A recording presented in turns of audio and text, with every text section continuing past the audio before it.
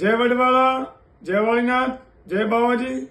સમત રબારી સમાજને જણાવવાનું કે ઘણા સમય પહેલા રબારી સમાજના યુવાનો દ્વારા જે બેસણા ઝુંબેશનો જે ચલાવી અને ન્યૂઝપેપરમાં શ્રદ્ધાંજલિ ન આપી એ ઠરાવ કર્યો અને સમત રબારી સમાજે આ ઠરાવને આ ક્રાંતિકારી વિચારીને સ્વીકાર્યો.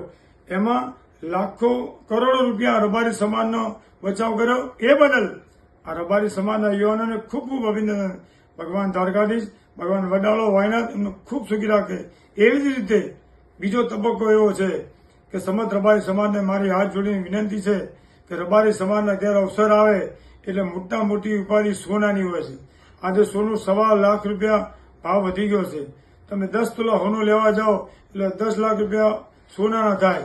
એટલે જેના ઘેર અવસર હોય, જેના ઘેર પ્રસંગ હોય એને બધી ચિંતા, અવસરની ચિંતા બધી સોનું ખાઈ જાય છે.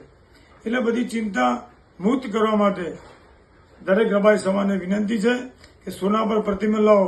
અન્ય 18 બધા સમાજો છે. કોઈ સમાજ 5 તોલા 25 તોલા કરોડપતિ હોય છે તો 10 તોલા સોનું નહીં લેતા. 1-2 તોલાનો સોનાનો હાર કે ચેન પહેરાઈને લગ્ન થાય છે. આવા ક્રાંતિકારી વિચાર કરવા માટે રબારી સમાજને વિનંતી છે. ક્રાંતિકારી વિચાર લાવવો પડશે ને પડશે.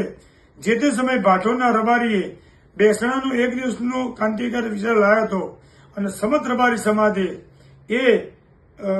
એમનું મરણ થયા પછી, એ બેસણું એક દિવસ થયા પછી ત્યારે જીવનભાઈ જોરાભાઈ, આપણે જીવનદાદા પણ ફોન કરીને અભિનંદન આપ્યા હતા અને એ પણ આ મરણમાં હાજરી આપી હતી પ્રસંગને દીપાવવા માટે. એટલે અને એ પછી ચવેલીમાં ચોણસમા તાલુકામાં આખા 14 રબારી ભેગા થઈ અને એક દિવસનું મહિનું સ્વીકાર્યું હતું. એ ક્રાંતિકારી વિચાર સમાજમાં આજે જળવેસર પકડાઈ ગયો છે. એવી રીતે સોનું પકડાઈ જાય, સોના પર ચોકડી વાગી જાય તો તમારે હું અને 14 રબારી સમાજ ભેગું થઈ અને આ સોના પર પ્રતિબંધ મૂકવો પડશે. એના માટે મહા સંમેલનનું આયોજન કરશું. સમાજ નક્કી કરશે સ્થળ અને જગ્યા અને આપણે ભેગા થઈ અને યુવાનો દ્વારા એમએસએ ગ્રુપ હોય, રબારી સમાજના બધા સંગઠનો હોય, આ બધા સંગઠનોને, બધા યુવાનોને આ ક્રાંતિકારી વિચારમાં જોડાવાનું છે. તો આવો ભેગા થઈ સાથે મળી અને સોના પર પ્રતિબંધ થાય એવી આપ સૌને મારી વિનંતી છે, મારી આપને અરજી છે. જય વાયનાથ, જય બાવાજી, જય વડવાળા.